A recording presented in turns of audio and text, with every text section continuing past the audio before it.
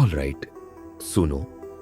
ये एक ऐसी कहानी है जो तुम्हारे स्पाइन को ठंडा कर देगी। ये स्टोरी है चार्ल्स रॉजर्स की, एक ऐसे आदमी की जो मिस्ट्री से घिरा हुआ था।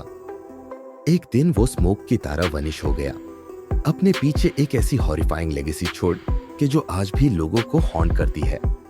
तो कहानी शुरू होती है ह्यूस्टन टेक्सास से, जहां इसे 174 एक में पैदा हुए चार्ल्स फ्रेडरिक रॉजर्स। लोग कहते थे कि चार्ल्स एक जीनियस था, सीस्मोलॉजिस्ट, पायलट और एक ऐसा बंदा जो 7 लैंग्वेजेस बोलता था, गोल्ड और ऑयल ढूंढने में भी एक्सपर्ट था। एक परफेक्ट ओवर अचीवर, राइट? या शायद नहीं, लेकिन सरफेस के नीचे कुछ और ही चल रहा था। 1965 तक चार्ल्स अनएम्प्लॉयड था और अपने एल्डरली पेरेंट्स के साथ एक क्वाइट मॉन्ट्रोस नेबरहुड में रहता था, फ्रेड और एडविना रॉजर्स के साथ। नेबर्स को पता भी नहीं था कि वो उनके साथ रहता है। कहते हैं कि वो अपने पेरेंट्स से नोट्स के थ्रू कम्युनिकेट करता था, जो वो दरवाजे के नीचे से स्लाइड करता था। Creepy, right?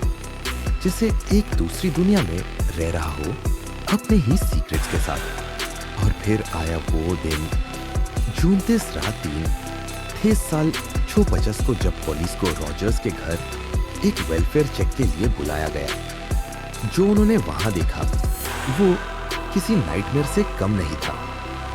फ्रिज में नीटली स्टैक्ड मीट के कट्स, लेकिन वो मीट नहीं था, वो थे डिसमेंबर्ड रिमेन्स ऑफ फ्रेड और एडविना रॉजर्स।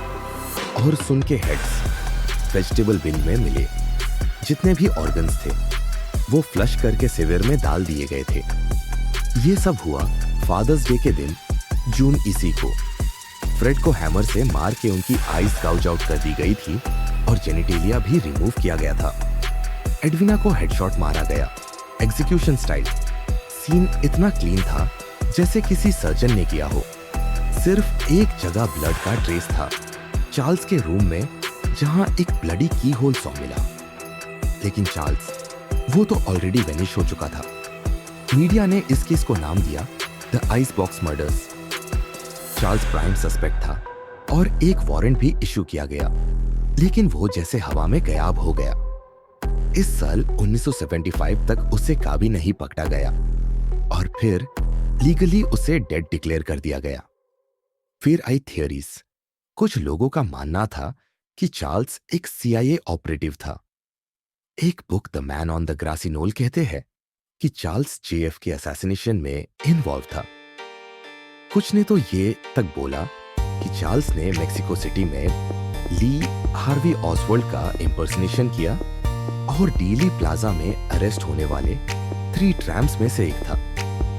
कहते हैं कि उसने अपनी मदर को इसलिए मारा क्योंकि उसने उसकी फोन कॉल्स ट्रैक की थी और फिर वो ग्वाटेमाला भाग गया। लेकिन फॉरेंसिक अकाउंटेंट ह्यूज गार्डनियर और उनकी वाइफ मार्था ने अलग थ्योरी दी। उनका मानना था कि चार्ल्स एक CIA एजेंट नहीं था, बल्कि उसने अपने पेरेंट्स को इसलिए मारा क्योंकि वो अब्यूसिव थे और उसके पैसे चुरा चुके थे। गार्डनियर कपल का कहना था कि चार्ल्स ने ये मर्डर सालों से प्लान किए थे और क्राइम के बाद अपने हम रेडियो और ऑयल माइनिंग के फ्रेंड्स की मदद से होंडुरास भाग गया।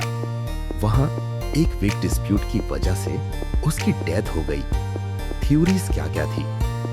चार्ल्स एक CIA एजेंट था और JF के असैसिनेशन में इन्वॉल्व था। उसने अपने पेरेंट्स को मारा क्योंकि वो अब्यूसिव थे और उसका पैसा चुरा चुके थे। होंडुरास में उसकी एक वीक डिस्प्यूट की वजह से डेथ हो गई। 8019 पंच ड्रिस्कल स्ट्रीट, जहां ये सब कुछ हुआ था, उस घर को इस 17 भाग 2 में तोड़ दिया गया। लेकिन वो जगह आज भी लोगों के लिए एक हॉन्टिंग रिमाइंडर है उस हॉरर की जो कभी वहां घटा था। चार्ल्स रॉजर्स का नाम अब भी एक अनसॉल्व्ड मिस्ट्री है। क्या वो एक कोल्ड ब्लडेड किलर था, या एक गवर्नमेंट ऑपरेटिव, या सिर्फ एक विक्टिम ऑफ सर्कमस्टेंस? जवाब कहीं शैडोज में खो गए हैं और ये चिलिंग सवाल अब भी जिंदा है। क्या हुआ चार्ल्स रॉजर्स के साथ?